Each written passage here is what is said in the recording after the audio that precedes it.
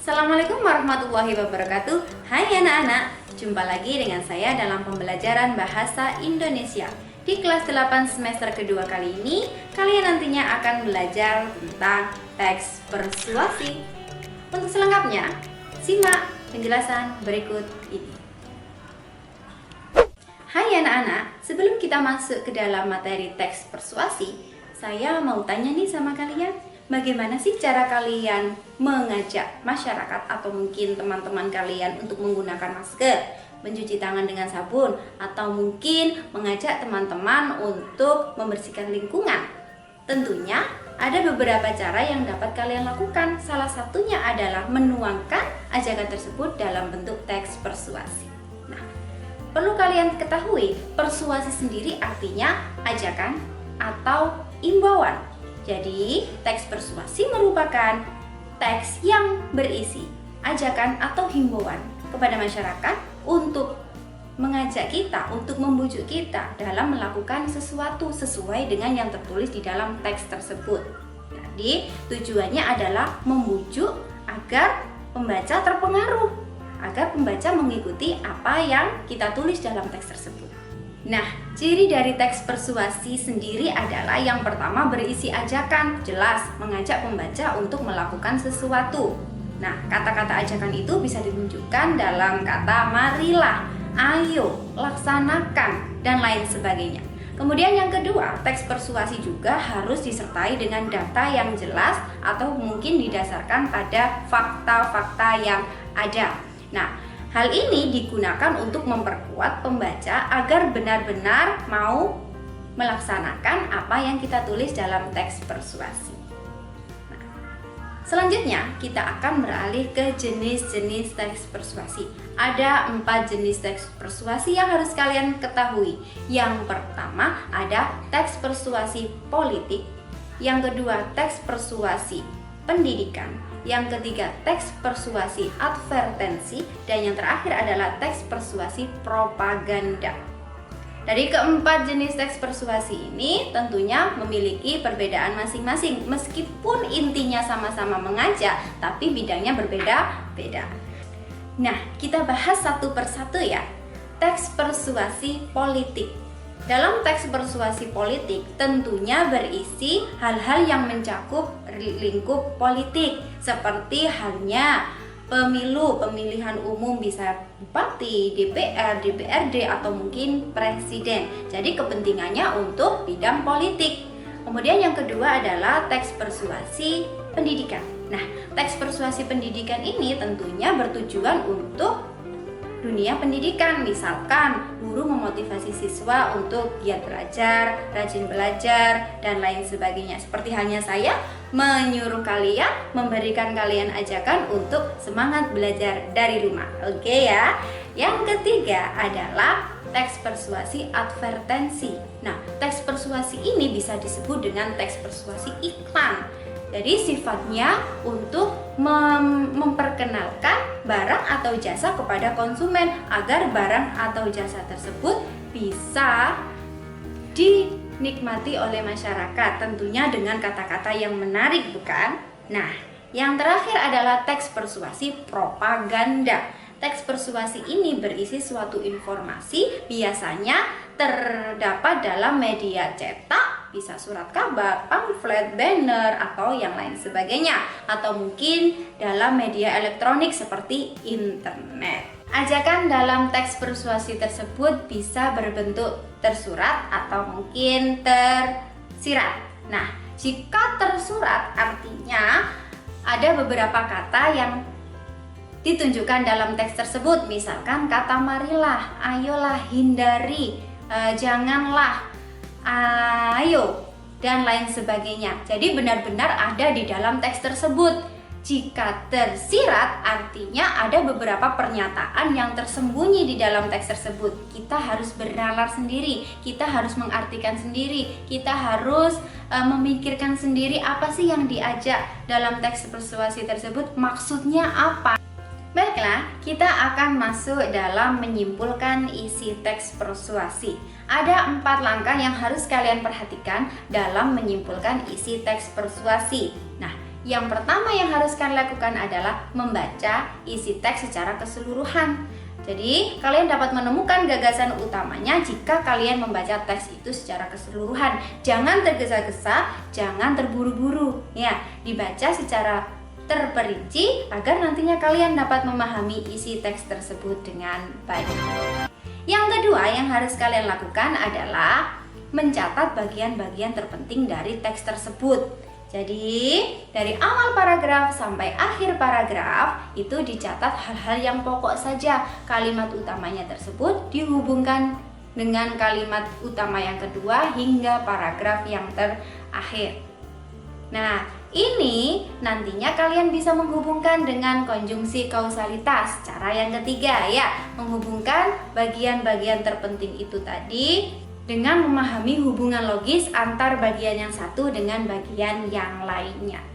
Dan yang terakhir adalah kalian dapat merumuskan simpulan tersebut dengan tepat. Jadi kalian dapat memberikan tulisan-tulisan baik kalian secara ringkas dan juga jelas dan tidak melenceng jauh dari teks persuasi yang disajikan. Baiklah, bagaimana? Sampai di sini apakah ada pertanyaan? Jika ada, acungkan tangan setinggi langit. Saya akan menjawab pertanyaan kalian secepat kilat. Baiklah anak-anak, untuk lebih memahami apa itu teks persuasi, kalian perlu mengetahui yang namanya struktur teks persuasi. Ada 4 bagian dalam struktur teks persuasi. Yang pertama ada pengenalan isu, yang kedua ada rangkaian argumen, yang ketiga ada pernyataan ajakan, dan yang terakhir ada penegasan ulang. Baiklah, di dalam pengenalan isu tentunya kalian harus menyuguhkan kata-kata pengantar atau penjelasan awal mengenai isu apa sih yang akan dibahas atau masalah apa yang akan diberikan. Nah, di dalam pengenalan isu ini tentunya kalian harus menentukan topiknya dulu. Misalkan tentang kebersihan lingkungan atau tentang virus corona atau mungkin tentang kegiatan belajar selama di rumah. Nah, itu bisa kalian tentukan di dalam pengenalan isu. Yang kedua, tentang rangkaian argumen. Di dalam struktur rangkaian argumen ini tentunya kalian harus menuliskan pendapat-pendapat yang kalian berikan tentang isu yang sebelumnya tadi. Jadi, kalian dapat juga memberikan fakta untuk memperkuat argumen-argumen yang kalian berikan. Selanjutnya, di dalam pernyataan ajakan, kalian bisa memberikan dorongan kepada pembaca untuk benar-benar melakukan apa yang kalian tuliskan. Misalkan tadi tentang membersihkan lingkungan, berarti kalian harus mengajak para pembaca untuk mari kita membersihkan lingkungan, mari kita menjaga kesehatan. Nah, seperti itu. Jadi benar-benar kalian tuliskan dalam fakta dan juga data yang benar-benar ada ya, berdasarkan keadaan yang sebenarnya tentunya.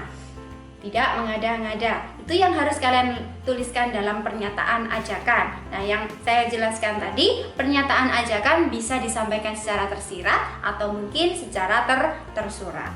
Dan yang terakhir adalah penegasan ulang. Di dalam penegasan ulang ini, tentunya kalian harus menegaskan kembali apa-apa yang menjadi pembahasan dari awal sampai akhir.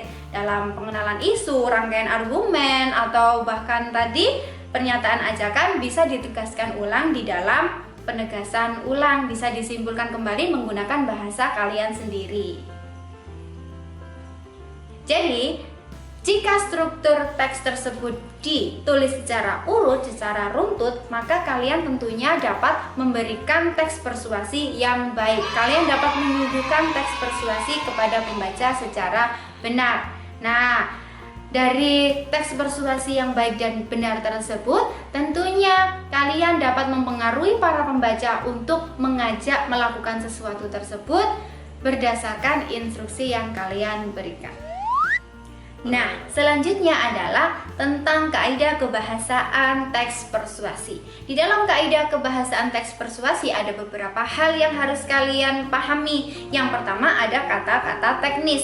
Nah, di dalam kata-kata teknis ini tentunya kalian harus dan wajib mengartikan kata-kata yang dianggap sulit sesuai dengan Kamus Besar Bahasa Indonesia.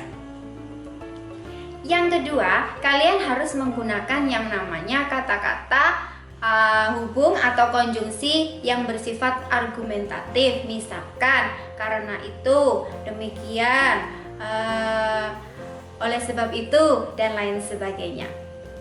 Yang ketiga, kalian dapat menggunakan kalimat-kalimat ajakan. Nah, kalimat-kalimat ajakan ini tentunya kalimat yang digunakan untuk mengajak para pembaca atau membujuk para pembaca untuk melakukan apa yang kalian tuliskan dalam teks persuasi.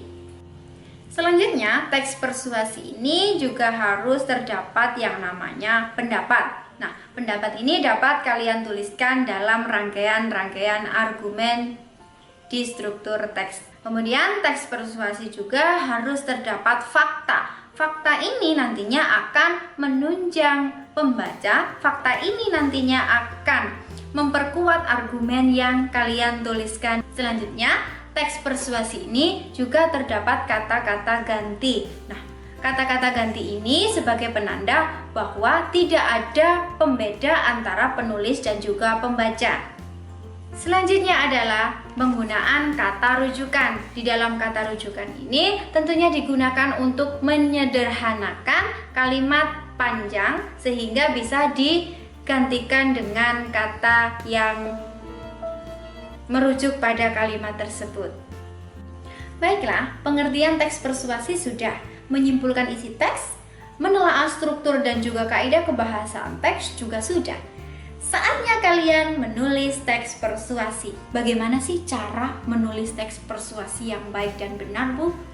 Berikut ini langkah-langkah yang harus kalian lakukan dalam menulis teks persuasi. Yang pertama adalah kalian harus menentukan topiknya terlebih dahulu, ya. Jadi isu yang ingin kalian bahas harus kalian tentukan dulu.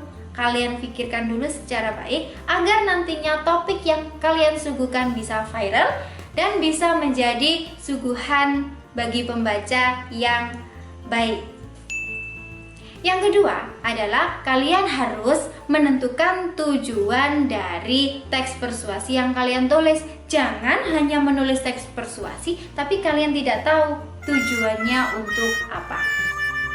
Yang ketiga adalah kalian harus menemukan data-data yang konkret, data-data yang sesuai dengan keadaan yang sebenarnya, tentunya didasarkan dari berbagai sumber-sumber yang terpercaya agar tulisan teks persuasi kalian menjadi teks yang baik. Yang keempat adalah membuat kerangka teks persuasi. Nah, kerangka teks persuasi ini ditujukan untuk memudahkan kalian dalam penulisan teks persuasi agar teks persuasi yang kalian tulis dibuat secara urut dan juga secara sistematis. Selanjutnya, yang kelima, mengembangkan kerangka karangan tersebut menjadi teks persuasi yang baik dan benar. Tentunya struktur teksnya diperhatikan dan juga kaidah kebahasaannya harus sesuai dengan apa yang saya jelaskan sebelumnya. Dan yang terakhir adalah menarik kesimpulan dari permasalahan atau isu yang dibahas. Kalian bisa menarik kesimpulan ini berdasarkan pengenalan isu, rangkaian argumen, bahkan pernyataan-pernyataan ajakan yang disuguhkan sebelumnya. Nah, sudah siap menulis teks persuasi belum? Saya tunggu ya teks persuasi hasil kreativitas kalian. Tentunya kalian bisa menuangkan ide-ide bagus kalian di dalam teks persuasi. Jangan hanya mengajak, tapi tuangkan dalam bentuk tulisan teks persuasi. Bagaimana materi kali ini? Mudah bukan? Sudah siapkah kalian dalam mengajak masyarakat luas untuk berbondong-bondong, mengajak kebaikan dan meninggalkan kemungkaran? Oke, tentunya semua itu dapat kalian tuangkan dalam bentuk teks persuasi.